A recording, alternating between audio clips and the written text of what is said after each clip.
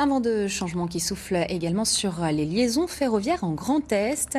4,9 millions d'euros ont été investis sur la ligne Saint-Dié-Strasbourg, en grande partie financés par la région.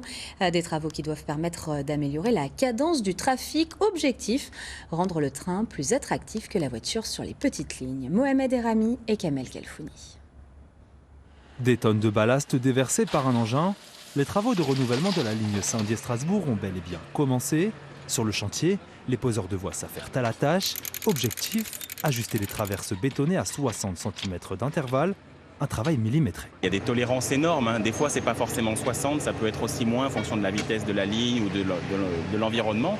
Et en fait ça doit être absolument respecté parce que la ligne doit avoir une certaine portance, donc un certain nombre de traverses au kilomètre pour faire en sorte d'avoir la capacité de résister aux dilatations du rail. Vous voyez, en fonction de la chaleur, le rail se dilate. Les traverses et le système d'attache permettent de maintenir avec le caillou tout cet équilibre en fait, du rail en fonction de la vitesse de la ligne. Pour cette petite ligne vieillissante, il a fallu remplacer toutes les traverses en bois datant pour certaines des années 20 par des nouvelles en béton. Des portions de rail abîmées de manière discontinue qu'il a fallu repérer et traiter une à une.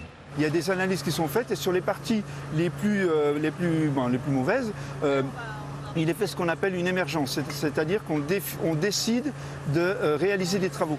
Coût total des travaux de la ligne, 4,9 millions d'euros, dont 91% financés par la région Grand Est, le reste par SNCF Réseau. Si le conseil régional a réalisé ces investissements, c'est d'abord pour sauvegarder et pérenniser ces lignes, mais aussi pour créer et dynamiser tout un secteur de l'économie. C'est un secteur économique, l'industrie ferroviaire. Il y a bien sûr SNCF Réseau qui coordonne ces travaux, mais vous avez aussi des entreprises privées qui agissent pour le compte de SNCF Réseau, qui sont des entreprises de travaux publics, présentes un peu partout dans le territoire, en Lorraine. Ici, on en a une qui intervient.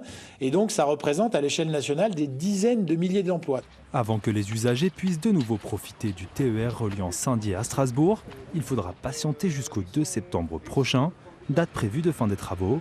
En attendant, des bus de substitution ont été mis en place.